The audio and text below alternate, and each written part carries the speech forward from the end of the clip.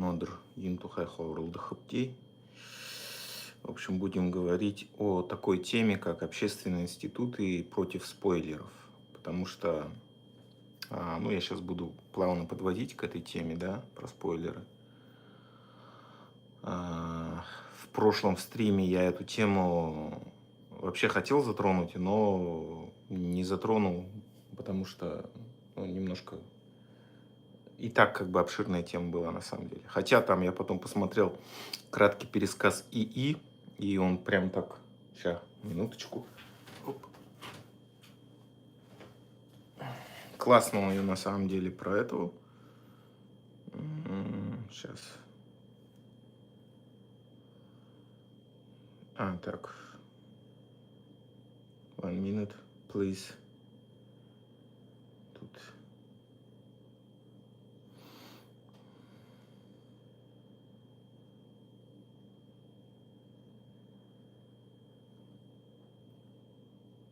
Что-то не могу найти. Ну ладно, потом. Ну, короче, там была такая тема, что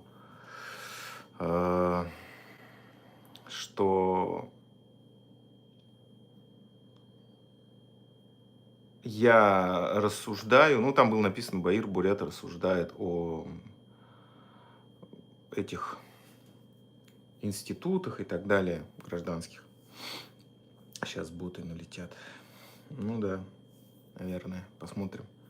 Ну, либо меня в какой-то теневой бан отправили после прошлого стрима. Потому что всего один человек пока. Ладно, сегодня я хочу поговорить о Хойрхун. Харжойна, ворот, Харжойна.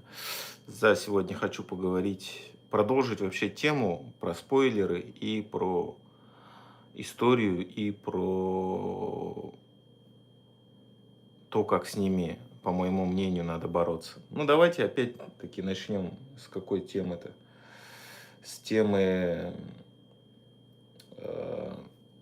того, что нас в 90-е годы обманули, на самом деле у нас никакого выбора не было, то есть вот как раз-таки вот эта технология, ну, она на самом деле, согласитесь, не новая. И еще надо здесь поговорить, несколько тем затронуть вообще. Homo советикус, отсутствие выбора, спойлеры, двоемыслие. Ладаев, приколист, резко уехал из Рашки с 200-тысячным долгом. Ну, это же спецоперация. Кого выпустят из Рашки с 200-тысячным долгом? Это невозможно. Но это тоже спойлер, один из спойлеров. Ладно, давайте начнем с Homo советикуса. И вообще вот обсудим таких людей, как Хомутаев. Почему, видите, вот их все окружение, тот же, вот этот РХТН, если взять, и Раджана, и Даржо, и тот же БНД, и вообще вся вот эта как бы гоп-тусовка, да, на самом деле, я вот сейчас объясню, получается, их философию, мировоззрение, взгляд. Смотрите, по большому счету, это как бы земляки, родственники, какие-то родственные связи их связывают, и они давным-давно, получается, связаны с этим государством. И, конечно, основа как бы их это люди в правительстве и силовики, менты, короче. Поэтому они так и реагируют, да, на мои стримы и так далее, когда я про это все говорю. Зачем, по большому счету, мне вот связываться с этим, да, своей жопой рисковать, лезть в это все, да? По большому счету, если исходить из логики, здравого смысла, делать это вообще не стоит. То есть, наоборот, как бы, да, пытаться, как сказать, ну, если исходить из соображений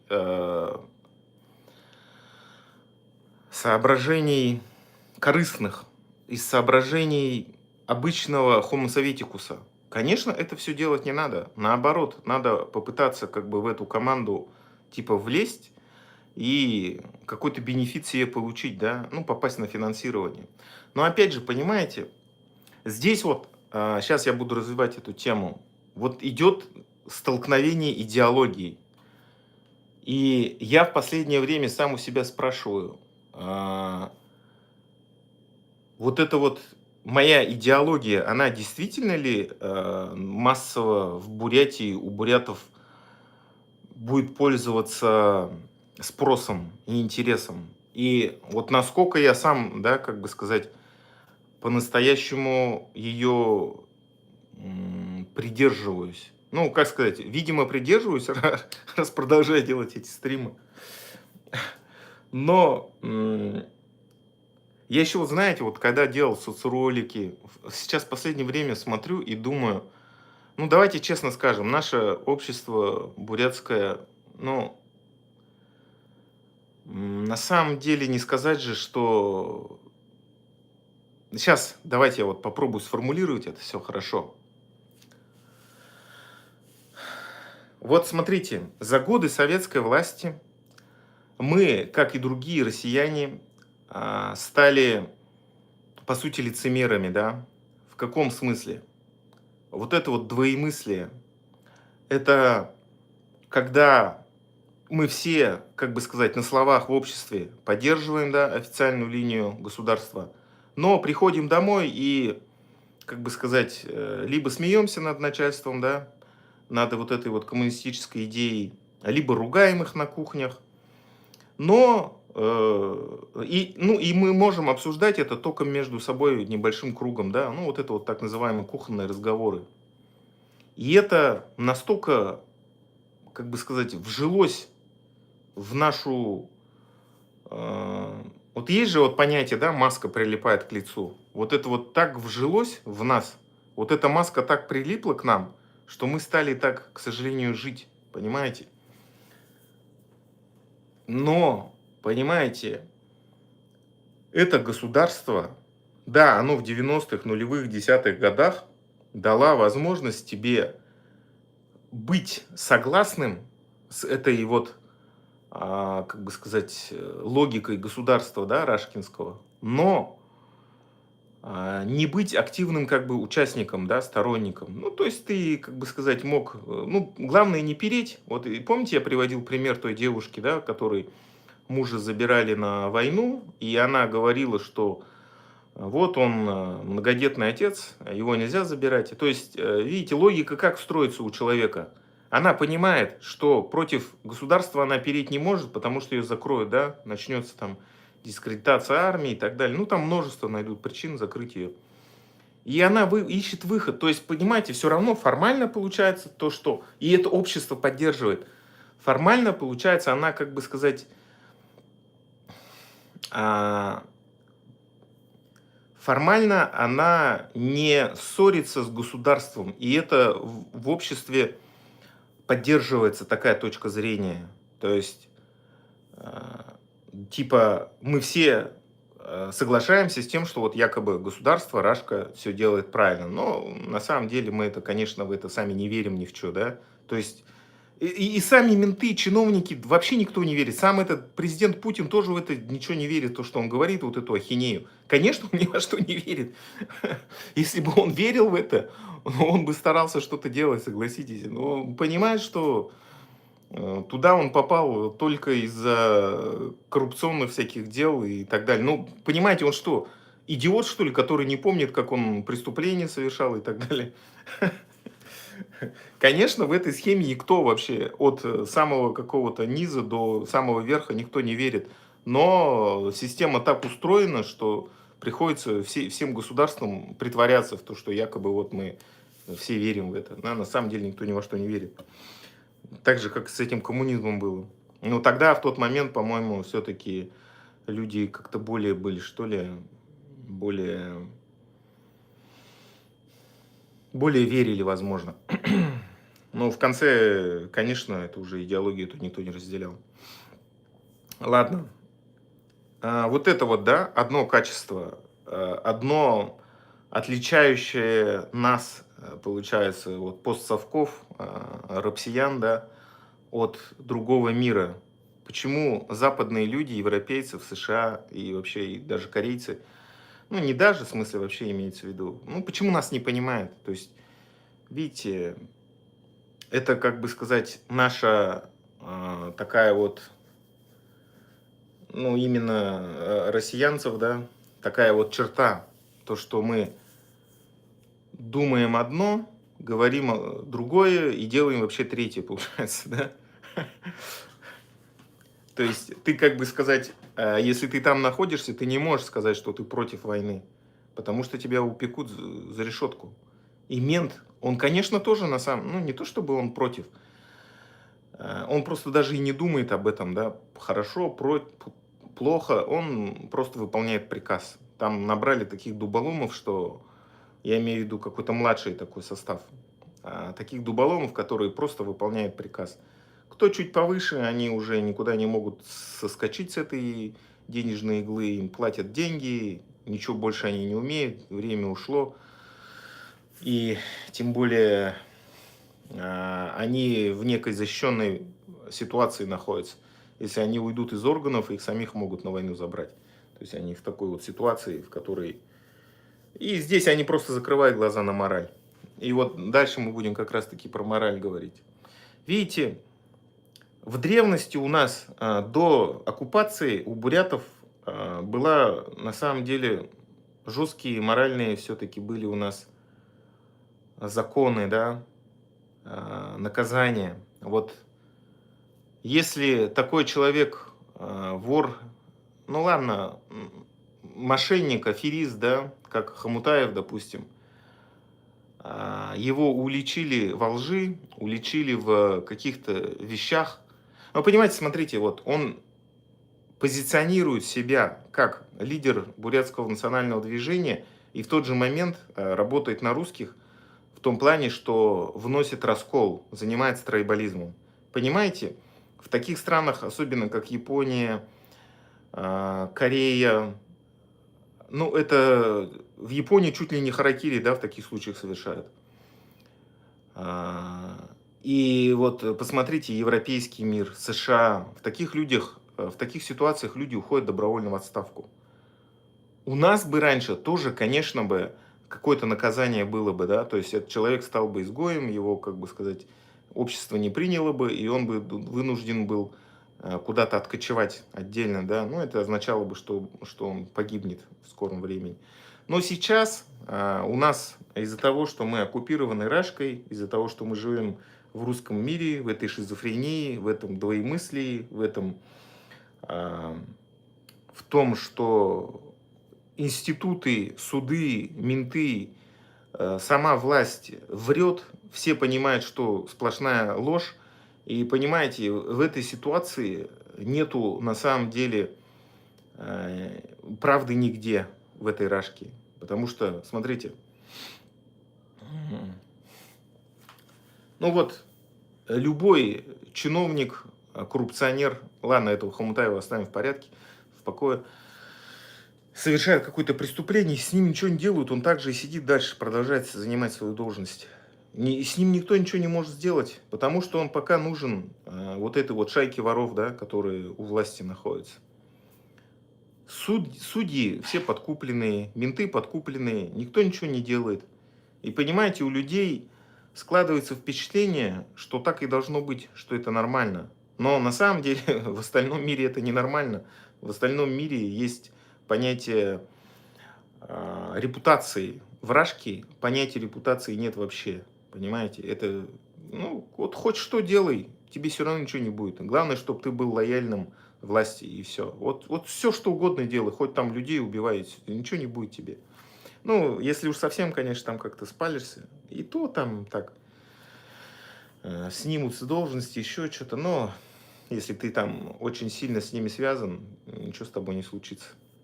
Главное, чтобы ты был лояльным, и все. Больше ничего не надо. И видите, к сожалению, наше общество за вот эти вот 100 лет оккупации и превращения вот этого вот Homo советикуса, да, оно деградировало. И мы теперь, даже зная, что человек аферист, мошенник, не тот, кем себя называет, никак не реагируем. Вот это вот печально. Понимаете, вот происходят такие случаи, да. Ну, теперь и понятно, да, ну и до этого было понятно, что этот Хомутаев это просто спойлер. Понимаете, человек, который сам о себе громко что-то кричит, заявляет, его родственники его поддерживают. Ну, на самом деле, конечно, он никаким лидером национального движения быть не может, потому что суть его в том, что он какой-то, по сути, очень недалекий человек. То есть, если он себя зовет лидером бурятского национального движения, то как он разные рода делит, да? Кого-то трусом называет, себя возвеличивает. Но этого быть просто не может никак. Но он этим занимается. А кому? Чей это заказ? Почему? Чьей он установки работает? Кто дирижер-то?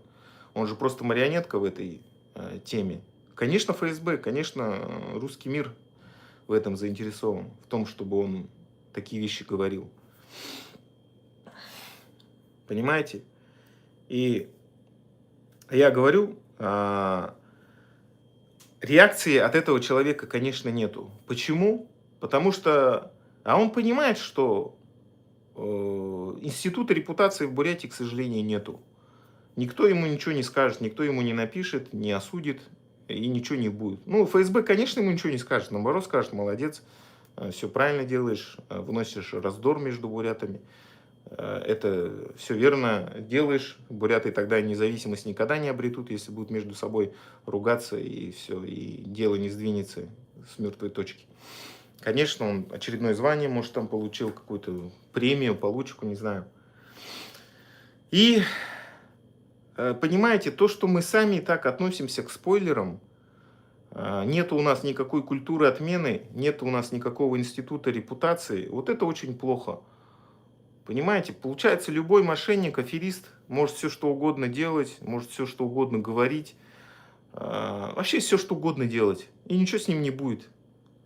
И вот эти вот спойлеры, понимаете, у них вообще ни совести, ни какого-то понятия нету вообще.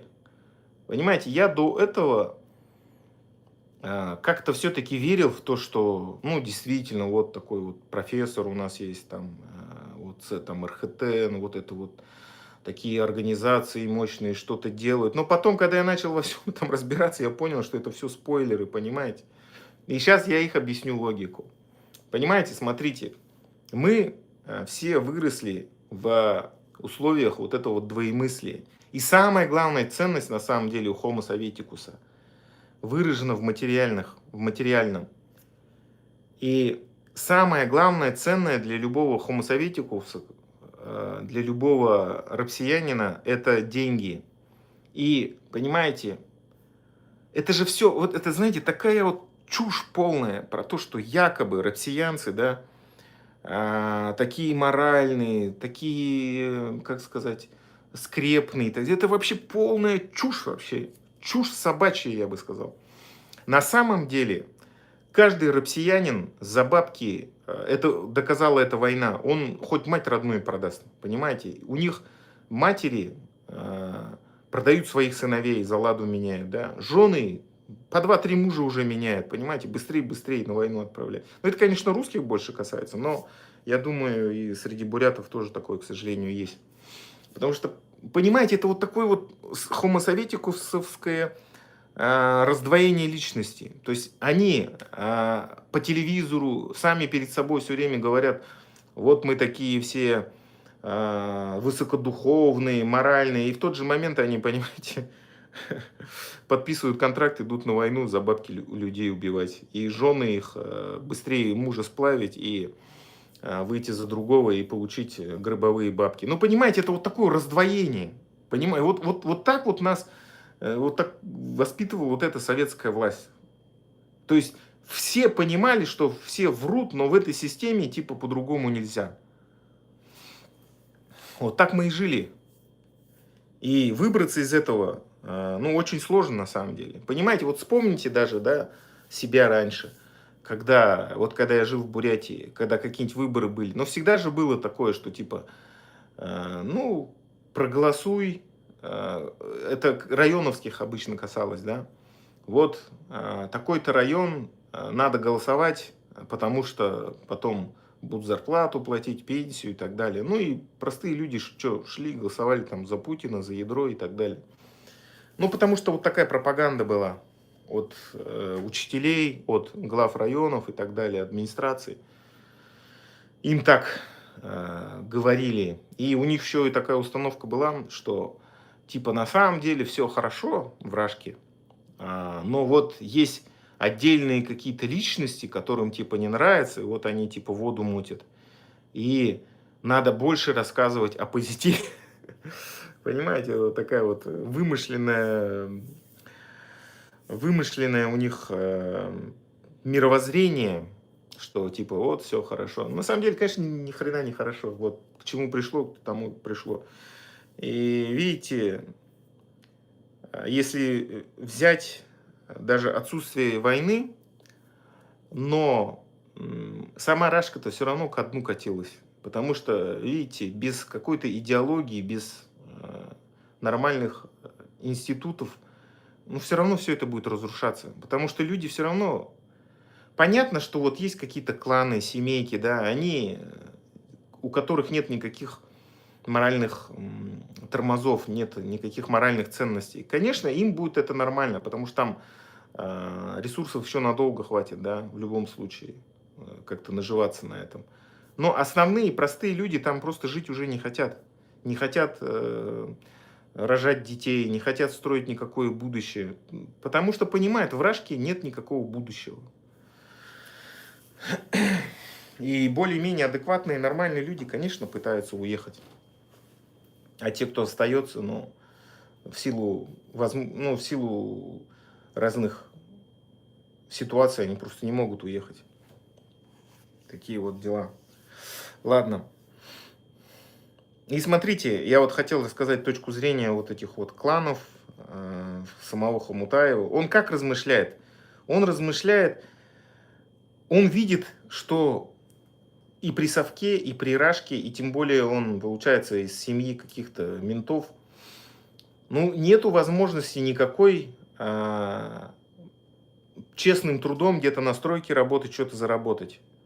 Это все понимают, да, у нас, что как там, трудом праведным не заработать что-то палат каменных, что-то такое, да, ну, это чисто про Рашку. И не будучи таким высокоморальным человеком, ну, на самом деле, среднестатистический, конечно, все люди пытаются найти работу полегче, чтобы платили побольше, и желательно, чтобы там ничего не делать, да. И они действуют таким методом, что ну, не они одни, конечно, но они просто заняли роль именно во власти, что залазят туда своим семейством, стараются всех своих затянуть, неважно, есть ли у него там какие-то навыки, знания, умения, и вообще подходит ли он для этой должности, и это не важно. Но это везде так, и это и с самого верха, да, сам Путин-то всю свою родню туда затянул. Вот вся Рашка так и построена на вот этих вот родовых, клановых вещах. Бурятия это не исключение. Но вот конкретно вот это семейство, получается, оно активно присутствует в, так скажем, в спойлерской вот этой вот теме. Они активно изображают, что как будто бы они какие-то борцы там за оппозиционное движение и так далее. Хотя, конечно, они просто спойлеры. То есть те люди, которые намеренно сливают. Но понимаете, смотрите, в их системе ценностей, в их мировоззрении ничего в этом плохого нету. Понимаете, они как думают, ну вот нам повезло занять вот эти вот места, где мы хорошо кушаем, хорошо получаем деньги, при этом работа несложная, ну, надо просто разводить дурачков, бурятов простых, и все. И по сути еще, знаете, я так понял через этого Хомутаева, значит, получается, остальные рода, остальных бурят, они, получается, презирают в этой системе. Потому что, ну, если бы он действительно был лидер национального движения, но он бы такие слова себе не позволил говорить. Это первое, что ты должен понять, да, кому выгодно трайбализм, кому выгодно разделение. Я не спорю, что свой род надо чтить обязательно, да, конечно, своих предков. Почему я про это и говорю тоже, да? Ну, потому что, ну как, какой-то черт вылазит, да, который аферист, мошенник, и будет еще про моих предков что-то говорить, и я должен сидеть и молчать, да пошел он в жопу. И еще я знаю, что он просто врет, что это агентура какая-то гребаная, вылазит и будет базарить, да? Нет, конечно, такое нельзя спускать, понимаете? И А, Видите, конечно, это надо делать, но это не должно быть, знаете, становиться вот то, чем стало оно в Рашке, да и в Бурятии тоже. То, что ты вот только своих родственников куда-то протягиваешь, они, неважно, они умеют, могут, вообще хотят, но нет, самое главное тебе их запихать и все, и чтобы все лояльны были тебе, ну или кому-то вышестоящему. То есть мы, как сказать, в том формате, я считаю, ну, уже не конфедерации, а единое государство и должны дальше продолжать наше развитие. То есть вот эти все рода бурятские, которые сейчас есть, должны мы сплотиться и к одной цели идти, создать государство свое собственное. Да, до этого у нас, получается, различные рода были, как бы сказать, это была конфедерация, да, на тот момент. Но сейчас мы уже, ну, не получится у нас сейчас в нынешней конфедерации. У нас слишком все переплелось, смешалось. Ну и сейчас это как бы уже, ну, невозможно, я считаю. Может быть, конечно, как-то в теории, но в культурном плане на ОБО ездить и так далее, конечно, все это надо делать. Исторически. И более того, историю очень надо хорошо изучать, чтобы всякие вот Хомутаевы не вылазили и не базарили, понимаете? Чтобы сразу ему сказать, да, ты что-то, батенька, тут вообще заврался, козел. Хотел более крепким словом назвать. Ну ладно. Короче, старый шутхур, одним словом, который, как сказать, понимаете еще, вот что нам дает интернет. Нам же, мы знаем-то все эти вещи, что вот какой-то лидер национального движения и так далее, только со слов вообще людей, со слов его родственников и земляков. А когда мы видим то, что он из себя представляет в эфире, что он там говорит, как он себя ведет, какая у него подача, как он сам выглядит, но это вообще не тянет ни на какого лидера бурятского национального движения. Ну вообще, какой-то дерганый, словарный запас вообще очень маленький, занимается тройболизмом. И вообще это, ну, просто никак не катит, не похоже вот совершенно. Понимаете, если бы у нас тогда в 90-х годах был интернет, но никто бы ему не поверил просто. Такие вот дела. Ну и тем более человек глубоко системный. Работал в Комнации, получал оттуда деньги. Натуральный этот, как его, комитетчик. Потому что, ну, это же комитет тоже, комитет по межнациональным связям. Ну, я еще раз скажу. В самом лучшем раскладе этот человек был супербюджетником, так скажем. Ну, я так понял, смотрите, если на современный лад все это раскидывать, получается, у него была своя ООшка или ИП, вот это вот Конгресс бурятского народа, и он, как ее руководитель, получается, получал зарплату на эту организацию. И, наверное, в организации, конечно, работали какие-то нормальные, хорошие, достойные люди, которые там печатали книги, но все понимали, что надо согласовывать эти книги. То есть там по-любому были красные линии, которые нельзя было пересекать. Вот как-то так. Это нужно было до определенного момента, нужно было провести вот это вот отделение Устюрдынского, лишить автономии, да, Агинского округа. Затем, когда вся эта работа была проведена, и когда уже Рашка встала на имперские рельсы, когда вот эти люди уже были не нужны, как Тугаров, как Хомутаев, Раджана и так далее, их, ну, не будут же их в тюрьму сажать. И там оставить уже тоже невозможно. Ну, поняли, что надо бы их отправить куда-то за рубеж. И все, и таким образом. Для этого, я думаю, запихали предварительно в этот БНЦ, чтобы он там... Ну, я даже не знаю, сам он эту книгу написал или не сам. Может, кто-то, кого-то попросили, литературных рабов каких-то они написали. Понимаете, если человек только в 2010-е годы стал заниматься этим исторической работой, ну, как бы сказать, как-то это все не похоже, да? Обычно же... Ну, я, конечно, тоже не такой прям специалист по истории, но тем не менее. Обычно со студенчества этим всем занимается. Но это же, понимаете, что такое история? Это сколько трудов надо изучить, это очень много времени надо этому посвятить. Сидеть, читать книги, у тебя там времени просто не будет, да? чтобы какой-то другой работой заниматься. Ну и потом посмотрите, как себя вели дальше вот эти вот спойлеры. То есть сам Хомутаев около 20 лет там в США находится, за это время, кроме одной книжонки, ничего больше не сделал. Никаких там хотя бы мероприятий в США не проводил, не собирал народ, никакой преемственности не сделал, никаких людей там не нашел. И еще для чего, я думаю, туда заслали, потому что понимали, что много бурят начало уезжать за границу, и так как там начала формироваться диаспора, нужно было туда своих людей тоже заслать. Вот как-то так. И поэтому вот это вот внедрение прошло успешно. Но по-другому это просто назвать нельзя. Все это системные люди, которые как минимум все свои действия точно знали красные линии, которые пересекать нельзя, да, за буйки заплывать нельзя. Согласовывали они. Ходили, конечно, они общались они с кураторами. Но, может быть, ну просто, знаете, зная эту систему, зная, как там все устроено, ну, по-другому просто быть не могло. Я думаю, что, в общем-то, это были просто назначенные люди на самом деле. Те люди, которые имели предков, имели родню, родителей в органах, их просто потом назначили и все. Ну, по-другому быть не могло.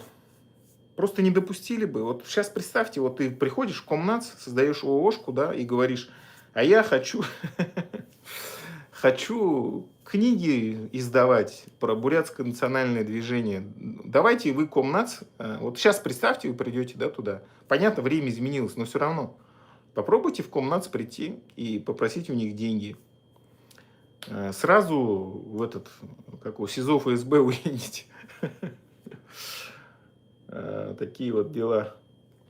Это просто смешно, что вас кто-то с вами будет там разговаривать, слушать вас. Конечно, никто вас не будет слушать. Туда допускают только своих людей на такие дела. Представляете, это комитет по межнациональным связям. Кто-нибудь может туда просто с улицы прийти? Ну, конечно, нет. Я вам рассказывал про вот эти все уровни согласования. Так что вот такая вот история. Поэтому все вот эти вот ребята из 90-х, это все глубоко лояльные, скорее всего. Может быть, они, да, не кадровые сотрудники, я с этим согласен. Но то, что у них родня,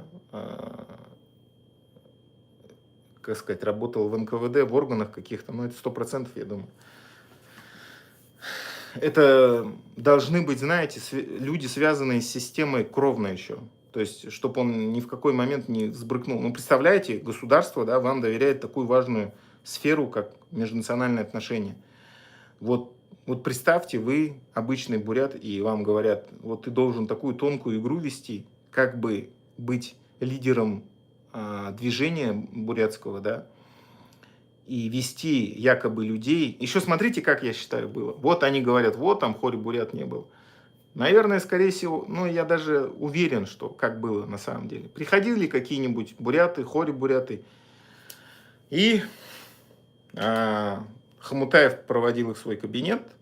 Эти буряты ему говорили, вот мы хотим то-то, то-то, то-то. Он говорит, ну, хорошо, давайте запишу вашу фамилию, контакты, как с вами связаться.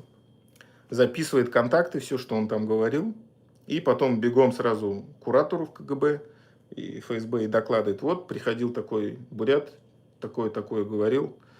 Ну и все, и там начиналось, как бы сказать, такое неформальное наблюдение за этим человеком.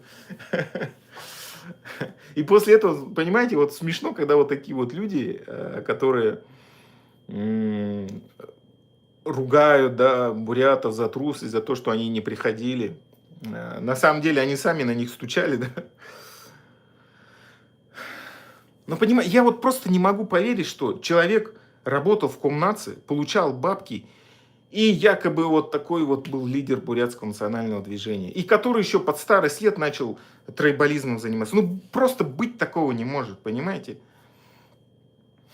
Ладно, я верю в то, что там какие-то якобы независимые бизнесмены, хотя на самом деле они тоже ни хрена не независимые были, спонсировали его, но в любом случае от комнаца, от кого, но от комнаца ты бабки точно не должен был получать. Потому что ты по-любому бы отчитывался. Ты же берешь у государства бабки. Там что, дураки сидят, что ли? Комнац такая структура, которая ФСБ. Да, ну, они все курируют, но уж комнац-то уж точно, понимаете, это же в национальной республике это самое первое, что они вообще должны курировать, национальные отношения. И тем более комитет. Если ты из этого комитета бабки берешь, но ты перед ними отчитываешься 100%. И, короче, это вообще нереально, что человек брал бабки из комитета и вот делал, что хотел, типа, да, такой вот, там это, да, Ганс-то такой ходит, ауешник, да, ну это все бред полный вообще, такого просто быть не могло. Сейчас вот представьте, вы берете бабки у государства и делаете, что хотите, да, на эти бабки. Ладно. Сейчас давайте поговорим про нынешнюю, да, молодую поросль, так скажем. Примерно моих годков этот фонд Free Бурятии, Free Russia. Ну, я вам уже говорил с большой натяжкой, но можно это сравнить с тем, что было 100 лет назад. То есть Центро-Сибирь была, типа Free Russia, и ну, был этот Бурнацком, был Якутск нарком, и такие вот организации, которые подчинялись Центро-Сибири, по сути, на самом деле. Ну да, конечно, это с большой натяжкой и так далее, но тем не менее, все равно был, как бы сказать, контролирующий орган. Да и сами подумайте, почему Бурятское национальное движение вообще называется Бурнацком, Бурятский национальный комитет. Почему там УЛАС, допустим, или еще как-нибудь, да? Почему именно на русском такое название? Да еще и комитет. То есть комитет это у нас всегда, сами знаете какие. Комитет госбезопасности или еще какой-то комитет. Наркомы всякие.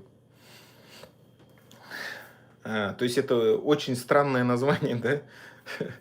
Поэтому изначально, я думаю, он и создавался с той целью, что... Там даже, знаете, в Википедии даже написано, что этот орган создавался для проведения выборов. Такие вот дела. Поэтому насколько этот Бурнацком действительно был независим, ну, может быть, он был настолько независим, как сейчас нынешняя Free Бурятия. Понимаете, вот сейчас есть Free Russia, главная организация. Еще, знаете, вот, ну да, можно формально как бы сказать, что вот есть Free Russia и есть Free Бурятия, которые якобы, типа, они никак не связаны. Ну, конечно, не связаны. Вот есть Наталья Арнова Free Russia, да, а во Free Бурятии есть ее родной сын Владимир Будаев, да. И не связаны никак, вообще не связаны. Но это же просто смешно, понимаете, что якобы вот эти все Free Якутии не имеют никакого отношения к Free Russia. Ну, конечно, не имеют. Да. Вот это все спойлеры, понимаете? Если человек где-то за границей захочет о правах рассказывать бурят, захочет получить финансирование, куда-нибудь обратиться, а где-нибудь в Европарламенте или еще какие-то организации скажут, а все, у нас тут вот прекрасные люди есть, прекрасно знают английский язык, вот там Громожапова, Молодаева, все эти вот молодежь, все они, все как надо, все четко знают.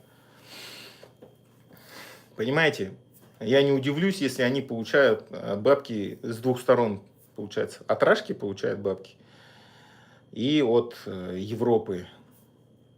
Вот как-то так. Ну, по крайней мере, когда они выступают за федерализацию, они же работают на Рашку, на самом деле. Конечно, они могут говорить красивые слова и так далее. И это совсем другой уровень, чем был у Хомутаева в 90-е. Потому что они уже на такой европейской, международной арене выступают. Но, понимаете, они же говорят от нашего лица, от бурятского, там, от Саха, других народов. Но в реальности-то кого они представляют? Наши интересы разве? Вот, понимаете, кто-то скажет, ну вот они помогали там дезертирам бежать, да, из армии. Но смотрите, посмотрите по-другому на этот вопрос. Смотрите, в руководстве Рашки понимали, что дезертиры все равно будут. Будут люди, которые не захотят воевать. Если их не отпустить к каким-то, да, более-менее таким способом, то они могут взять в руки оружие, бунт какой-нибудь поднимут. И тогда там подумали, а давайте мы вот такой вот слив сделаем. Пускай они пишут какие-то бумаги и так далее, через там Фрей Бурятию работают и так далее. Все равно, ну, типа, процент большой не будет. Но те, кто такие, как бы сказать, упертые, лучше их так отпустим. Пускай так откосят от службы в армии. Ну, даже не службы, получается, уже там ведение боевых действий. Кто-то еще скажет, ну их же признали экстремистами, террористами. Но, понимаете, в нынешних условиях уже это будет очень странно, если не признают экстремистом, террористом, экстремистской организацией. Это уже будет очень сильное подозрение. Кто-то скажет, ну вот они типа давно уже уехали. Но понимаете, за один день такие вещи не делаются. То есть они должны приехать туда, обосноваться, получить какой-то статус. То есть, смотрите, руководство Рашки, вы что думаете, они придумали эту войну в 21 году или там, в 22 году и типа, о, все, поехали.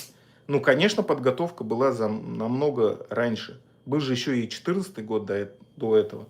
Вообще, я думаю, все началось, активное уже мероприятие после вот этой мюнхенской речи Путина. После этого в руководстве уже понимали, надо что-то делать, надо агентуру засылать по разным странам. Нужно контролировать диаспоры в других странах, и национальные в том числе, чтобы, если возникнет, как бы сказать, неприятие войны, если что-то не пойдет не по плану, чтобы все эти люди были под контролем, чтобы они там не начали объединяться, не начали что-то делать. То есть везде нужны будут свои люди, которые мгновенно перехватят повестку, мгновенно сами все это организуют и займут ключевые места. Ну, в принципе, так и получилось. Ходорковский, Арно сейчас они вот этими вот грантами распоряжаются, дают гранты тем, кто, ну, той же, допустим, этой Анне Зуевой, да, или еще кому-то, чтобы они, как бы сказать, правильную какую-то повестку вещали, говорили. Вот, посмотрите канал iNews, там все четко по этой теме рассказывают. Понимаете, что теперь делать? Как с этим быть? Когда в Бурятии, в Рашке внутри все схвачено, снаружи тоже, по сути, все свои люди сидят. Кажется, безвыходная ситуация какая-то. Но, понимаете, мы же с вами на самом деле все решаем, как быть этому. Они бы иначе на вот этих всех спойлеров, на своих агентов влияния столько сил, средств, времени они бы не тратили, согласитесь. Им все равно нужно, чтобы мы что делали? Продолжали дальше сидеть и верить в это, да, и как надо голосовать и делать, да, все, что им нужно. Но если мы не будем с этим согласны, если мы, как сказать, вот у нас появится какая-то культура отмены, да, ну хотя, конечно, это тоже некий какой-то суд Линча, не особо тоже хорошо, но ну, что-то у нас, какое-то общественное мнение появится, когда мы будем высказывать его, когда мы не будем просто, вот, знаете, соглашателями такими, когда что-то начнет меняться, когда мы начнем осознавать, что такое вообще homo soveticus, что такое вот это двоемыслие, что такое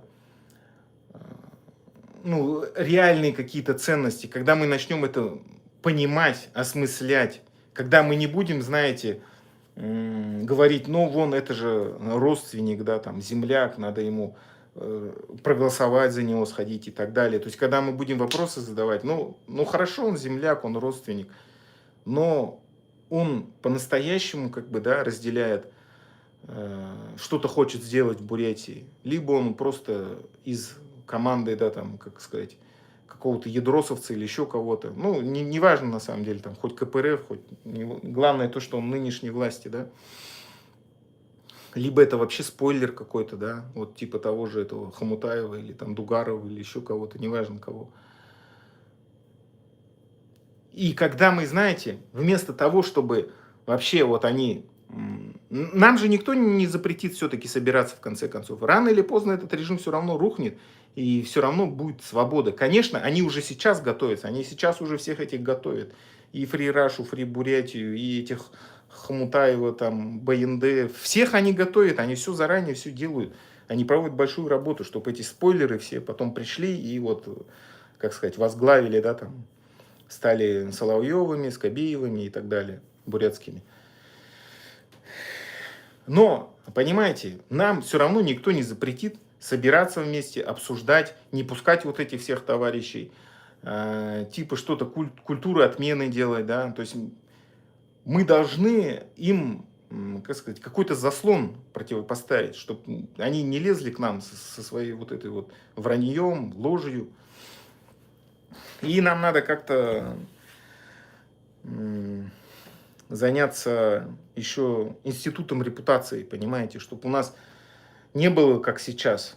То есть вот человек все что угодно может делать, но ни закон не работает, никаких общественных организаций нету, все они под государством. Ну, ничего не работает на самом деле. Если человек, он мошенник, вор, но он в команде этого президента, да, нужен ФСБ, с ним ничего не будет, понимаете. Он так, как сидел, так и будет сидеть. То есть нам надо вот это вот с этими вещами разобраться. А так получается, что, знаете, действительно бесполезное дело. Потому что у них, у конторы много ресурсов. У них все заранее продумано. Заранее выстроены, у них уже пул этих, их активистов, да, так называемых, спойлеров. Все заранее продумано уже. Все это сделано. И это не что-то новое. Это то же самое и в 90-х был тот же Хомутаев. Даже те же люди остались до сих пор. И этот Дугаров, и Раджаны. Вообще все, короче. Ну, вот только молодежь еще появилась сейчас. И какая-то молодежь сейчас еще готовится, да? Типа этого. Как его там, Шабагорова. Который в экстремистской организации интервью дает и спокойно себе ездит в Бурятию, там, в Иркутскую область. Спокойно его на границе никто даже у него не спрашивает. Его должны были сразу же упаковать и увезти на подвал куда-нибудь и пытать, там, мучить. 25 лет потом ему дать. Нет, спокойно вообще против войны выступает, в экстремистской организации публикуется и спокойно, понимаете, спокойно пересекает границу. Вообще нормально. Ну, конечно, он не агент. Ну, как вам сказать? Я думаю, что это не то, чтобы он прямо, знаете, у него такая корочка есть, да, там. Вполне возможно. Ну, то есть, как это? С ним просто на связи, да, получается, говорят. Он же сам даже это не скрывает. Вот снимешь такой контент, мы тебе там дадим деньги. Вот он конкретно говорил, 120 тысяч он получил в рублях. Это сколько? По нынешнему курсу, ну, 2,5 миллиона вон где-то. Нормальные деньги, в принципе. Такая средняя месячная зарплата в Корее. Ну, женская, правда. Ну, опять же, и мужская такая тоже бывает, если короткие только работать. Ну, имеется в виду по 8 часов, не по 12.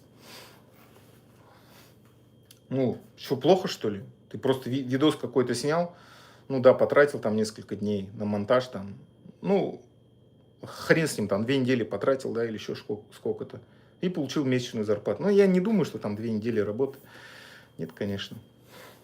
Ну, как-то так. Я же эти все скрины тоже выкладывал, где он там говорит. Может быть, нет, я вообще-то не верю, что он это все врал, что типа это деньги не от конторы. Вот такие вот дела. Поэтому, да, формально, может быть, он, конечно, и не числится где-то агентом или еще что-то, нету там личного дела, но это вот такой вот, получается, агент влияния. Тоже, получается, какие-то родственники, родители или еще кто-то в органах, связанные с органами и так далее. Я сейчас думаю о том, что, наверное, надо с этого, что ли, как-то начинать. Еще, знаете, я вот недавно хорошую тему услышал, что, понимаете, Рашка и наша Бурятия превратились в такой вот, да и совок-то был, карго-культ. То есть, что это такое? Вот дикие племена были, и США прилетали к ним на самолетах и привозили им, ну, разные ништяки, короче. Потом вот эти вот американцы улетели, и эти племена начали строить примитивные такие, ну, подобие самолетов. И думали, что вот эти вот самолеты будут им какие-то ништяки давать. Но ничего не получалось. И понимаете, вот это вот и есть карго-культ. То есть, что в Бурятии, что в Рашке, да, строят какую-то имитацию каких-то вещей. Имитация якобы у них, ну, они уже, я понимаю, не пытаются даже построить машину там, не пытаются построить телефон, ну, это уже понятно, что они такое не смогут. Но другие какие-то вещи, имитация государства, имитация суда, имитация правоохранительной системы, имитация гражданского общества, да, ну, тут же возьмите Общественная палата Республики Бурятия. Вы посмотрите, кто там состоит, все бывшие чиновники. Это что за общественная палата такая? Конечно, это те же самые чиновники, как бы просто на пенсию вышли, и надо их куда-то пристроить, вот в общественную палату. Но какая-то в жопу общественная палата-то? Общественная палата должна быть действительно общественной палатой, где общественники работают, что-то хотят сделать, изменить, а не то, что, знаете, это вот дублер просто правительства, да? Те же самые чиновники, только на новом месте работы. Вы понимаете, это вот везде такой карго-культ. И эти вот Хамутаев, Даржо Дугаров, Аян Баинде, сотрудник, да, бывших не бывает, да, вражки сотрудников. Да и про самого этого Дугарова говорят, что он в центре работал в свое время. Еще и с этим связан, с Ходорковским. У него, у Ходорковского работал. Ну, понимаете, это просто карго-культ гребаный. Они сейчас еще и в Европе как-то, да, грантом присосались, и бабки там сосут. И еще и на ФСБ работают одновременно. Это вообще, понимаете, классно устроились ребята. Это талант. Но это талант не их личный, это талант ФСБ. Здесь надо им отдать должное. Молодцы. Они провернули хорошую схему, хорошую работу. Из Европы бабки США тянут, да, на своих агентуру. И сами еще подбрасывают. Ну, агентура-то у них просто в шоколаде, понимаете. С двух сторон бабки получают и просто кайфуют. Хорошо устроились. И, конечно, с их точки зрения, с этой агентуры, понимаете, либо ты в Рашке, да, где-то работай там за 30 тысяч на какой-нибудь скорой или еще что-нибудь, да, и никогда ты не станешь нормально там жить. Либо ты просто вот болтай что-то, да. Это, понимаете, смотрите, вот эти все Хамутаев там и все эти БНД и Даржо Дугаров, вот красивые вещи говорят, а потом приходят, бац, у них пополнение счета, да, от конторы пришло бабки. У них вообще никаких вопросов. Они, понимаете, это то же самое, как раньше на комсомольских собраниях всяких, да, партийных. Что-то говорили, а потом приходили и тут же забывали, да, то, что они там сами говорили, эти все партийные работники и вообще все. Это же все просто изображали они. Вот якобы там все поддерживают партию Ленина и так далее. Никто на самом деле не верил в это, никто в это не поддерживал, всем было насрать на самом деле. Все думали быстрее бы провести это собрание и разойтись по своим делам, кто там на рыбалку, кто еще куда, кто там бухать пошел. Вот это вот все то же самое, понимаете, они все, мы все, к сожалению, homo советикусы. Вот с этой вот своим двоемыслием так и остались. Типа, ну я же ничего плохого, вот как они думают, ничего же плохого не делаю, просто бабки получаю и все. Ну вот, ну нужно так начальству, я так и сделаю. А то, что, как бы сказать, ты служишь этой системе на самом деле, да, то, что позволяешь свою республику грабить, позволяешь тому, чтобы твой же народ уничтожали на этой войне в Украине, и украинцев уничтожать параллельно, да, они-то об этом вообще не думают. Они думают, ну, блин, ну, не повезло. Вот мне повезло, типа, а им не повезло. Вот как-то так. Так что на худут, видите, надо нам с этим разобраться. Я, конечно, не говорю, что я вот какой-то святой или еще кто-то, но не знаю вот на самом деле. Конечно, исходя из простой логики, вот это вот делать смысла нет никакого. Наоборот, надо было тоже к ним присосаться как-то. Но тогда бы, понимаете, смысла не было вообще за границу уезжать. Зачем какие-то сложные схемы выезжать за границу и пристраиваться? Когда можно просто напрямую в правительство Бурятии пойти и сказать, у меня есть вот такой вот проект, хочу поддержать вот этих вот парней со СВО. Да. Вот сейчас давайте ролик я сниму, бабки дайте мне. Там бы что, мне отказали, что ли? Ну нет, конечно. Даже если бы они отказали, да, типа, я бы ролик записал, сказал бы, вот хочу поддержать, но не дают денег. Конечно бы дали бы. И наоборот, не то чтобы, как сказать, пришлось бы мне самому идти туда. Сами бы искали, кто этот ролик снимет. Этот Батоев же снял, в конце концов, помните? Ну, они тоже хитро сделали про врача какого-то. Типа, вот, бурят-врач поехал на войну там и что-то работал, типа такого. То есть не впрямую они решили войну рекламировать, а вот таким способом. Это еще поначалу им надо было, якобы вот какая-то такая поддержка, что-то такое. По-хитрому решили. Но все равно уже влез в это говно этот Батоев с этой поддержкой войны. Никуда уже от этого не денется. Так что на худут сегодня я сколько, целый час почти опять распинался про эту. Потом и напишет, да, там очень кратко, но действительно вот это содержание всей этого, там будет на абзац всего лишь. Вот такие вот дела. Было бы, конечно, круто, если бы я как ИИ мог бы так очень быстро мысли формулировать и, там, не знаю, буквально на 10-15 минут, да. Но обычный человек пока не могу, да. Ну, как пока, никогда не смогу. Кстати, если оторваться от темы, сегодня прочитал одну такую новость, что через 1,8 миллиарда лет вся жизнь на планете Земля вообще полностью исчезнет, понимаете? То есть, ну, конечно, срок огромный, но представьте просто, если сравнить масштаб нынешний, да, когда вот люди, даже твоего же народа, получается, да, готовы друг друга жрать за какие-то бабки, и тут такое масштабное событие, как полное исчезновение всей жизни. Просто солнце начнет расширяться, и все наши океаны, все выкипят просто нахрен.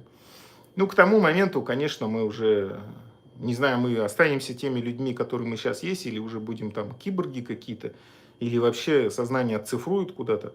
Ну, я даже не могу представить, что там будет через 1,8 миллиарда лет.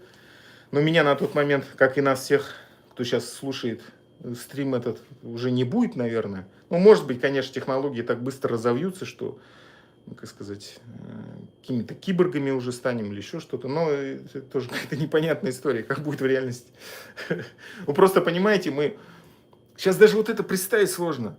Нахрена вот это вот... Понимаете, это вот... Насколько это бред? Вот эти вот люди, русский мир, верит в какую-то свою ахинею, в то, что они вот такие вот имперцы, шовинисты, хотят всех поработить, захватить. Верят же они искренне в это, понимаете? Занимается какой-то херней. Тут у тебя, ну да, это не, как бы не ближний свет, не очень скоро, но все равно какие-то такие масштабные события. Ты уже знаешь, что точно, что там почти через 2 миллиарда лет уже никого не будет на этой планете, да, куда-то надо будет кочевать отсюда, с этой земли.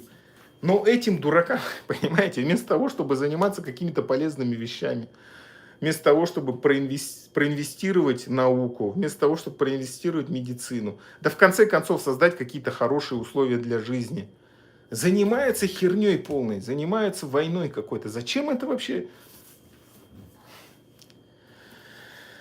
Да. Еще, знаете, я вот, ну вот, недавно я рассказывал уже, столкнулся с одним человеком. Знаете, это еще интересно просто наблюдать. Короче, по всей видимости, у человека маниакальный бред преследования, ну и что-то вроде шизофрении. Ну, скорее всего, шизофрения есть. Но давайте я не врач, оценки давать не буду, но у него какая-то вот такая вот сверхценная идея есть, что его все преследуют, все за ним охотятся и так далее. И я начал рассуждать и думать, ну, у Рашки, да, в Рашке, у огромного количества людей, у спецслужб точно такой же, понимаете, еще и массовый какой-то психоз. Им всем кажется, что вот их всех хотят захватить. Что это, знаете, я вот думал, это же откуда все корни-то идут? От комплекса неполноценности, понимаете? Это все комментарии в стиле того, что голливудский фильм стал хорош, потому что его озвучил русский Бурунов.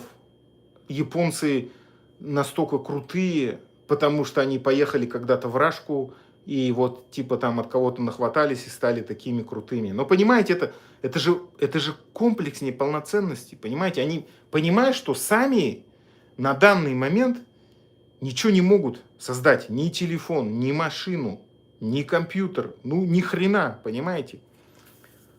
Но из-за этого, видимо, очень сильно подгорают у них пердаки. У всего народа. И у правительства, и у спецслужб, и у самого народа. И кроме как проявлять агрессию, да, ну, вспомните, вот в школе какие-то или еще какие-то вот такие неудачники же были, которые ничего не могут, но надо как-то к себе расположить людей, да, как бы сказать. Ну вот кроме как какой-то грубой, тупой силы у них другого инструмента нет. И это вот такая вот у них маниакальный бред преследования. И от того, что они ощущают, что они никому не нужны, у них переключается сознание, они наоборот думают, все хотят захватить Рашку. Понимаете? Никому нахер вообще Рашка не нужна. Но у них наоборот в голове щелкает, типа, все против нас, все нас хотят захватить. Все хотят, потому что... Почему? А потому что, типа, русские такие вот супер, типа, люди. Вот только они знают что-то. Вот только у них такие вот скрепы. Только они такие, типа, самые лучшие. Но на самом деле просто они нахер никому не нужны. В этом мире, понимаете, ценится что-то полезное, понимаете? Вот у тебя какие-то знания есть, ты что-то производишь, ты какую-то продукцию хорошую делаешь.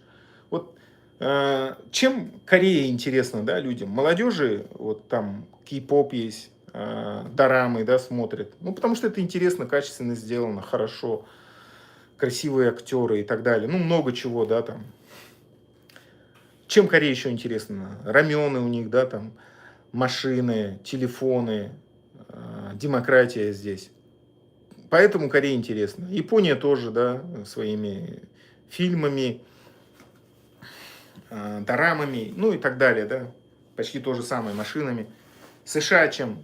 Ну, тоже Apple, образом жизни, демократией, возможностями, деньгами. Но для этого, понимаете, это на пустом месте не рождается. Это же в сознании вот этих вот обормотов как выглядит, что типа ничего не делал и вдруг все получил. Понимаете, ну такого не бывает в жизни. Корея, чтобы к этому прийти, это, во-первых, знаете, вот США, почему они вообще западный мир? Вы что думаете, вот они, знаете, сидят на жопе, да, ничего не делают, у них все, как бы сказать, вырастает, да, вот с куста просто падает, они это берут, кушают, да, и все, вот так зашибись живут. Но на самом деле это протестантская культура, просто вот надо работать много, делать, и тогда что-то получишь. Но это же логично, это очень практичный подход к жизни, да, что надо много хорошо работать, и тогда у тебя все будет. То же самое на самом деле и в Корее, и в Японии. Просто, видите, здесь тяжелые условия жизни на самом деле, да, что в Корее, что в Японии. Почему? Территория маленькая, населения много, природных ресурсов нету. И представляете, как раньше они тут выживали? Сажали рис. Ты попробуй в такую жару, какая здесь, она, знаете, охрененно жарко здесь в Корее, что в Японии. Плюс 36 может быть, плюс еще влажность. Ты просто охренеешь. Ты минут 10 просто походишь по улице, ты уже охренеешь. Они там целыми сутками в воде в этой рис высаживали. Представляете, это какое надо иметь трудолюбие, это какой надо иметь характер стальной. Когда наши буряты там скакали у себя по степям, ели мясо, и по сути, ну да, у нас, конечно, там другие проблемы были, но все-таки, почему мы более такие здоровые, да, потому что мы изначально в более, я считаю, лучшие условия попали вообще. У нас как бы и меньше людей было, и чисто по продуктам, да, нам более повезло, ну, чем вот этим ребятам, потому что у них здесь более все сложно. И, конечно, в таких условиях, если ты не будешь создавать систему, где жесткое трудолюбие, да, где жесткая ответственность, ну ты просто не выживешь, понимаете? Вы все просто сдохнете с голоду. А в Рашке-то как? Никогда труд особо не ценился. Почему? Потому что можно было просто кого-нибудь ограбить, да и все. То есть это, понимаете, это совершенно другой вообще взгляд на жизнь, понимаете? И они никогда об этом не анализировали. Почему вот они захватили там, допустим, Сибирь, представляете, сколько там ресурсов? Все это продавай. Потом нефть открыли, да, тоже продавай. И получается, что вот посмотрите, бюджетные организации эти или еще что-то, они что-то вообще когда-нибудь создавали нужное миру? Сами подумайте, вот сам совок, Рашка, что-нибудь когда-нибудь создавали? То, что в мире бы ценилось, качественное, хорошее? Нет, никогда вообще, ничего они не создавали. И ученых, и вообще им никогда... Это, понимаете, это просто философия, образ жизни совершенно другой. Что-то захватить и грабить эту территорию, и жить этот период. Но посмотрите сейчас, как Рашка живет. 100% то же самое. А чтобы удерживать и людей, и эту территорию, тебе надо создать такую жесткую спецслужбу, да, типа КГБ, ФСБ, которая будет беспрекословно подчиняться, которая будет способна сделать любое преступление, и у них надо жесткую такую идеологию внушить, чтобы они сами тоже в это верили. Ну и найти таких соответствующих людей. Ну, даже если они в конце концов и начнут догадываться, чем они там занимаются на самом деле, ну, чтобы с этим, как бы сказать, смирились они. И плюс еще и внушить им такую сверхценную идею, да, что вот они якобы великие. Понимаете, это идет от обратного. На самом-то деле они же сами не способны ничего создать. Ну, то есть как, они бы и были способны что-то создать, если бы изменили свое вообще мировоззрение, поменяли взгляд. Но они его не меняют, они живут по накатанному. То есть они верят, что живут в воображаемом мире, понимаете? Им кажется, что они на самом деле вот такие хорошие, ценные, но никто их не любит, потому что все хотят их захватить. А то, что они ничего не создают, никому ничего интереса не представляют, ничего не делают, вообще там ничего не производится, никому не интересно все, да, что там происходит. Этого они просто не понимают и не хотят даже это анализировать. А убери у них ресурсы все наши, да, золото, нефть, лес, нефрит, все убери у Рашки. Кому нахер они нужны будут? Вот сами подумайте, зачем эта Рашка нужна тогда будет? Сейчас она нужна Китаю, Индии, ну и тому же, к сожалению, Западу, да. Потому что природные ресурсы просто качают. Вот и все. Одна причина. Убери природные ресурсы, Рашка нахрен никому не нужна будет. Да и сейчас-то она нахрен никому не нужна. Понимаете, они дошли до того, что они сами уже бензин не могут себе обеспечить. Приходится покупать в Китае. Свою же нефть продают, но не могут обеспечить себе безопасность, свои спасти эти НПЗ. Ну, все дело, короче, идет к развалу, к распаду. И мы в этой ситуации, к сожалению, в плохой ситуации. Почему? Потому что у нас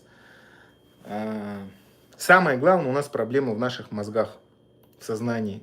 То, что мы вот живем с вот этим вот двоемыслием, с вот этим вот в мире этого homo советикуса, да, в мире вот этих вот всяких идиотских каких-то теорий заговора, да, которые это ФСБ нам внедряли, про то, что все что-то хотят захватить, что-то там, какие-то Ротшильды, всякую бред нам в голову через это РНТВ, через всякую херню нам впихивали. И понимаете, и действительно многие верят в эту херню, в какой-то понос полный, в эту шляпу, да, верят, что вот что-то там кто-то замышляет, что-то там делает. Да нахрен никому ни эта Рашка, ничто не сдалось. Это, понимаете, это они уже сами стрельнулись просто в этих идеологических отделах КГБ, ФСБ, какую-то знатную там дурь нюхают. Помните такой ролик, типа, как придумывают игры, и там просто какое-то сборище наркоманов об- обдолбливаются и потом придумывают какую-то ересь. Ну, я думаю, в этих идеологических отделах ФСБ то же самое происходит. Дружно конфискованную какую-то дурь, а может и сами выращивают, нанюхаются там, наколятся и потом начинают придумывать какую-то ахинею. Э, Короче, такая история. И что я еще хочу сказать? Надо нам, короче, как-то трезветь нашим бурятам. Понимать, что где реальность, где спойлеры, где что вообще. Но это быстро точно не будет, к сожалению. Еще плюс, знаете, что самое плохое в Рашке-то? Они же внушают, что вот от тебя ничего не зависит. Вот как они говорили про выборы, да? Ну, все равно же смысла нет, типа, бороться, да, с этой властью. Они же все равно своих людей поставят. Что, хочешь ты, не хочешь. Ну, ты, типа, все равно иди проголосуй. Зато, если много людей проголосует, там, зарплаты будут платить, пенсии и так далее. Ну, понимаете, они вот такие вот хитрые какие-то свои схемы. Хотя понятно было, на самом деле, что все равно от выборов ничего не зависит, по сути-то. Но опять же, видите, это такая система, где, по сути, надо, чтобы народ наш объединился, бурятский, без деления вот этого, без распри, без раскола, и выступили действительно не как вот эта девушка, да, которая своего мужа спасала и говорила, что... Я понимаю ее ход мысли, и все мы понимаем ее ход мысли, да, что она спасала своего мужа и говорила, что вот у нее многодетный отец, и поэтому его надо спасти.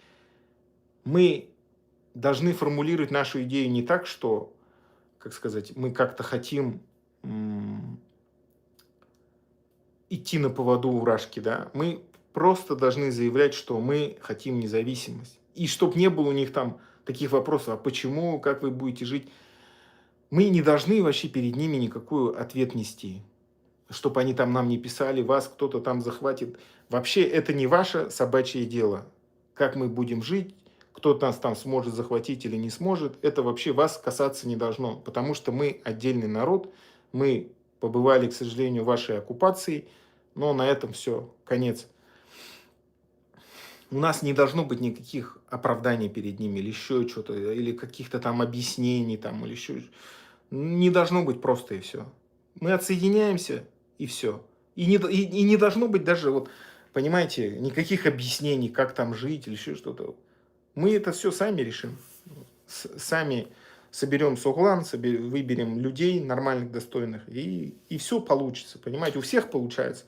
Казахстан, Украина, даже это Беларусь, да, беспонтовая. Ну, в плане беспонтовой, то, что ее почти оккупировали. Конечно, она не беспонтовая, сами люди-то нормальные, но вот это с этим тараканом, да, и с тем, что русских почти оккупировали, ну, чуть-чуть остался там, и все, полная оккупация будет. Все живут нормально. Я бы не сказал, что кто-то прямо там хуже Рашки живет. Ну, такого точно нету. Ни одна страна хуже не живет. Узбекистан, Казахстан, все нормально живут. Кстати, если говорить про узбеков, да, я вот так замечаю, это капец, они так-то организованные люди на самом деле. Вот в Корею возьми, почти любой город, у них обязательно какая-нибудь узбекская кухня будет. Ну, просто я хожу порой. Как-то они умеют, короче, объединяться, создавать вот эти, открывать свои кафешки, что-то еще делать.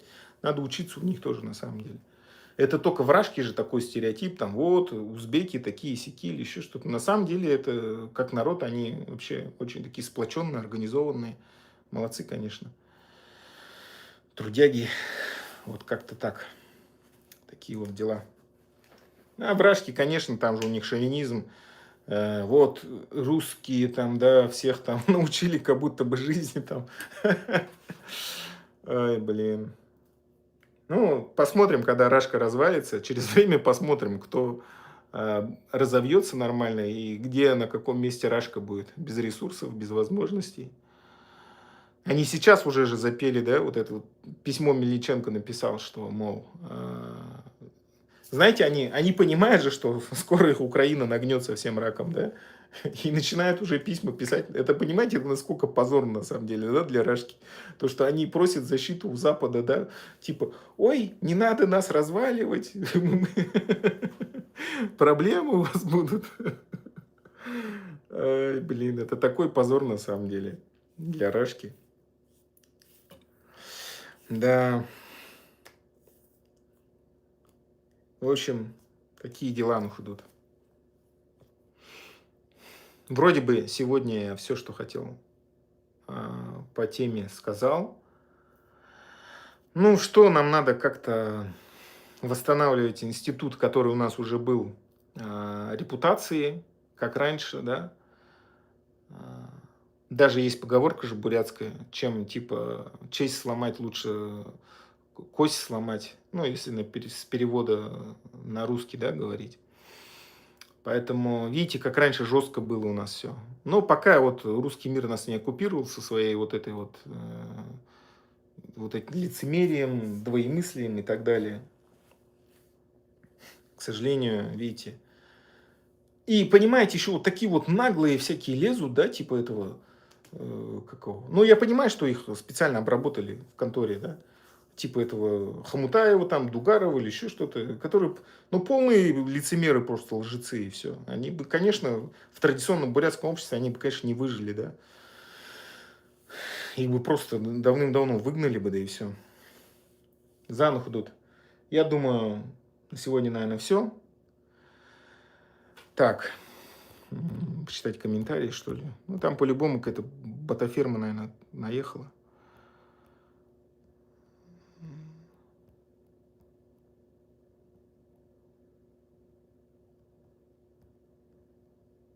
Россия, вахтовый поселок олигархов, которые граждане других стран, которые качают ресурсы.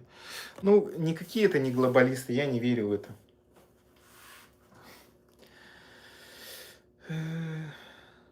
Украина первая в мире страна без флота, создавшая подводный флот России. Да, согласен. Есть еще такой шнырь Пронькинов, который работал с Хомутаем в 90-е, он тоже куда-то пропал. Ну, пока он... Видите, они вылазят тогда, когда нужны системе.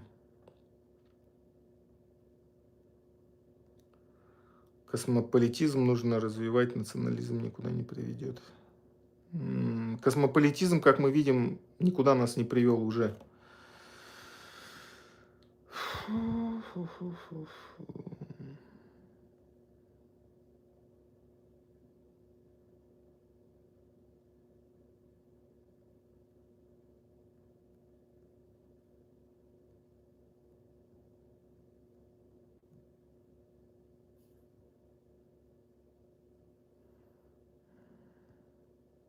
Да у них кругом враги, у них особый путь. Ну да, они уже, к сожалению, понимаете, вот даже когда Рашка развалится, они так, это понимаете, у них самосбывающееся пророчество сработает. То есть они все время говорили, вот, все хотят, чтобы Рашка развалилась. Она развалится, но не потому, что все так хотели, потому что они сами к этому и привели, понимаете? Коробку автомат на машину сделали в России, не в Японии. Вот, я же говорил, помните, они пишут комментарии, что фильмы с Ди Каприо и с другими голливудскими актерами, ну и вообще голливудские фильмы такие хорошие, потому что их озвучил Бурунов или еще кто-то. Понимаете, это же комплекс неполноценности. Они никому не нужны, и они вот это вот хотят какую-то гиперкомпенсацию сделать из этого.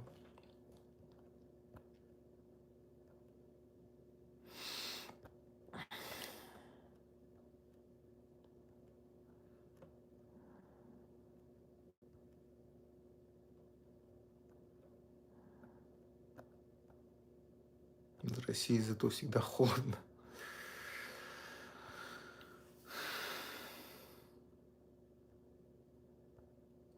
Вражки, что?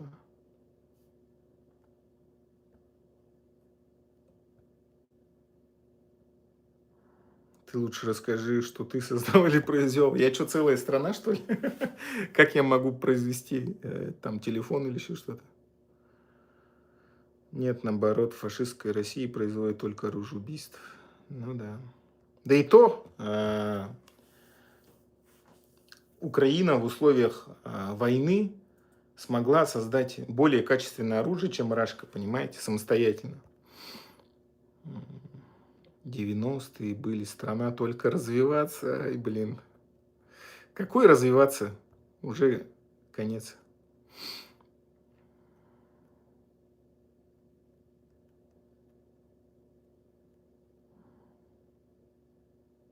Россия спутники создала. Угу, спутники. Все своровали на Западе, все эти проекты. И то кое-как с грехом пополам сделали. И думают, что они создали что-то. И то это когда было-то при совке этом. Сейчас-то вражки вообще ничего не создают.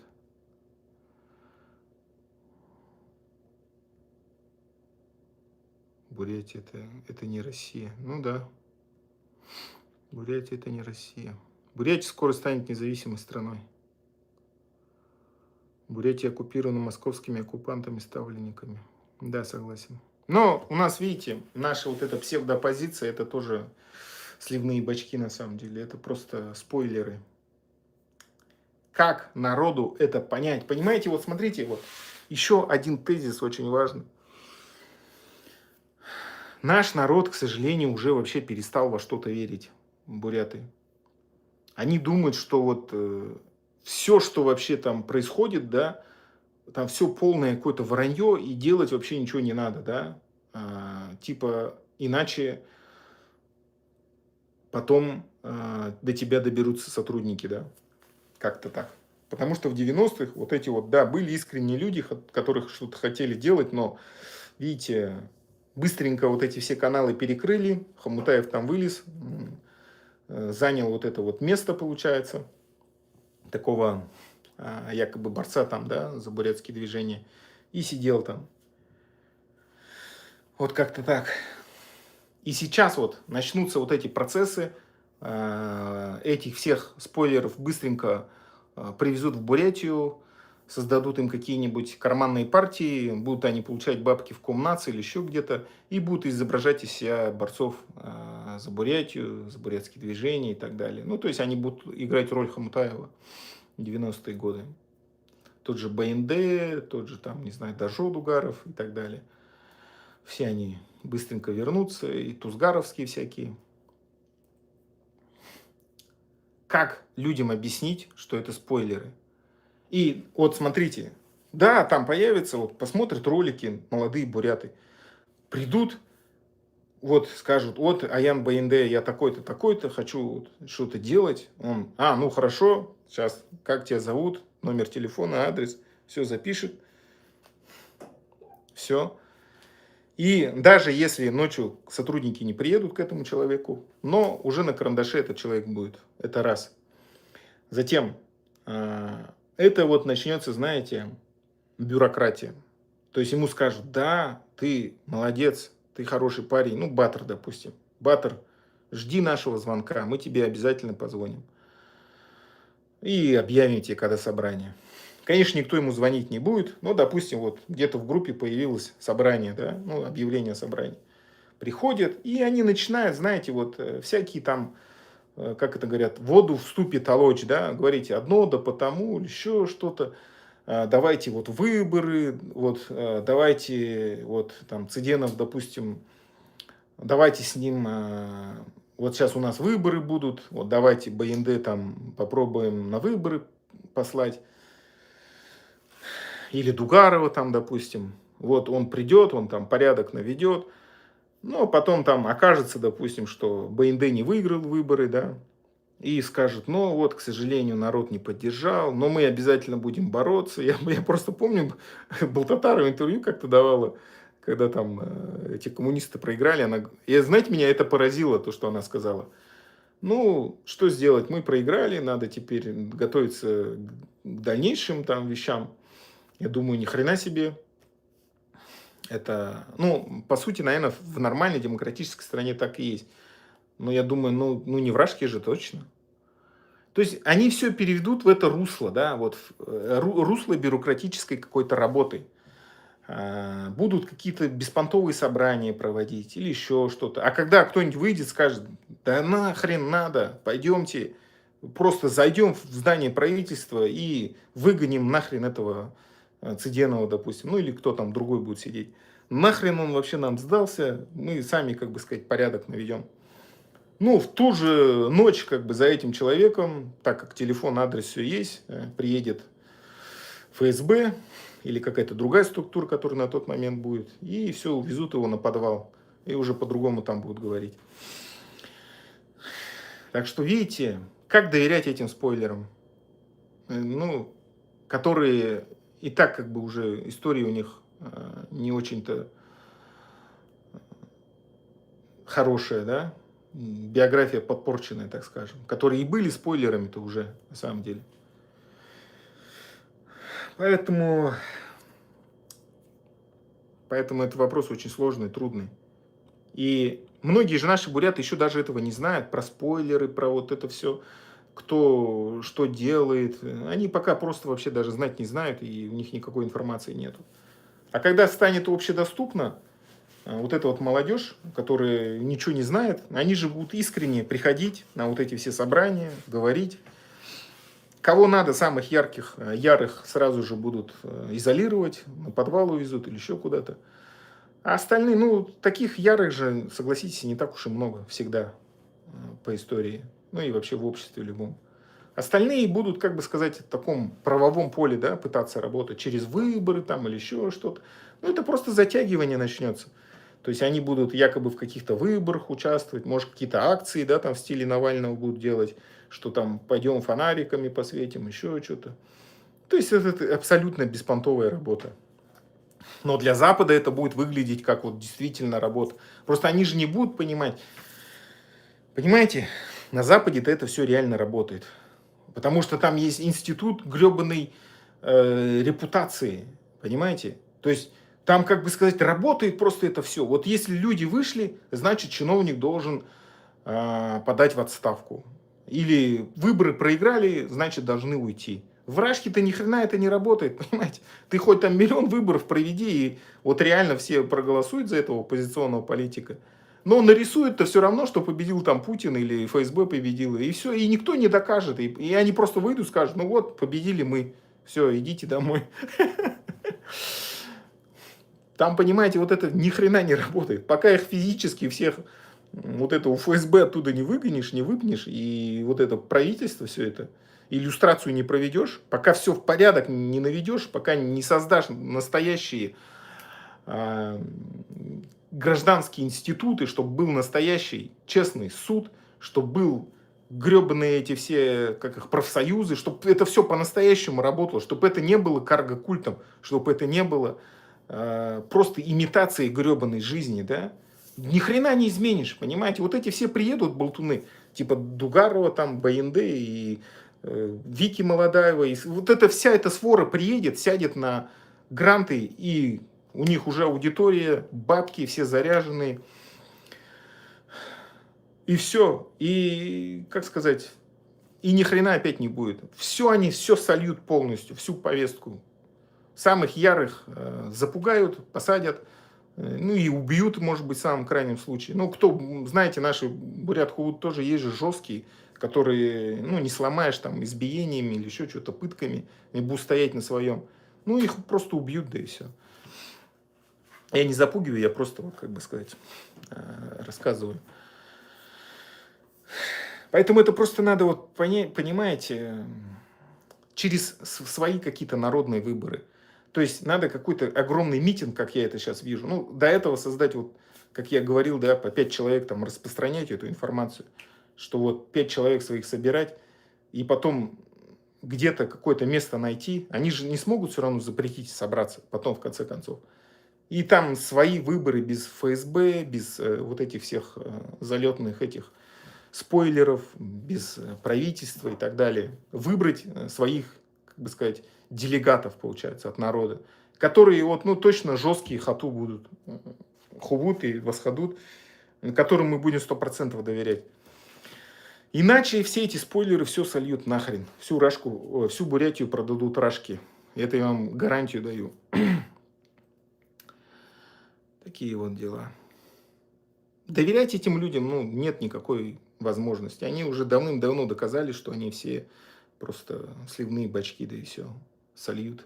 И в 90-е годы они все сливали. Я сейчас просто уверен, приходили к Хомутаеву какие-нибудь заряженные бурят Хувут, и вечером к ним приезжал ФСБ, увозили их на подвал, избивали там до потери пульса. Кто жесткий был, наверное, просто убивали. Ну, в 90-е это, как бы сказать, не какая-то такая история,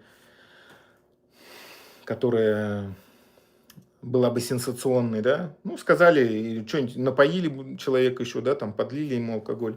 Типа, вот он сам, что-то с ним случилось. Вот таким образом и слили. Все. Такие вот дела. Поэтому на худут. Надеюсь, эта информация, как бы сказать, максимально дойдет до людей, люди поймут. Ну, я думаю, что надо как-то рассказывать вообще о том, что такое этот совковый человек, Homo советикус, что такое карго-культ. Ну, таких вещах, короче, чтобы как-то все это до людей дошло. Что такое вообще спойлер политический.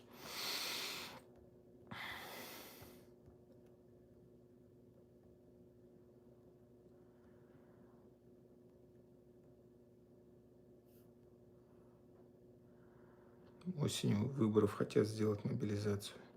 Да, я не знаю даже, честно говоря. Мобилизация это... Если люди опять ломанутся через границу, ничего хорошего не будет.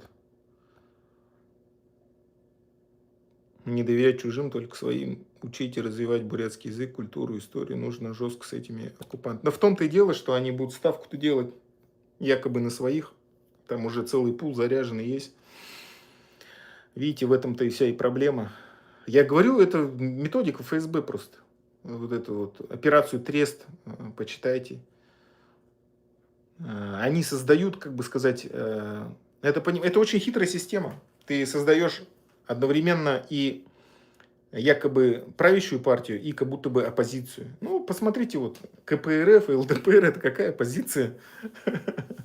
Они просто говорят, но все происходит так, как хочет, в конце концов, ФСБ и администрация президента. И все. Остальные все просто актеры там. Цирк сгорел, а клоуны разбежались, как говорится. Такие вот дела. В первую очередь они очень хорошо манипулируют сознанием, устраивают манипуляции. Такие вот дела. Ну ладно, худут. На этом все. Целых 92 минуты я уже сегодня в эфире. За худут Байрлам. Комментарий, быстрые лайки на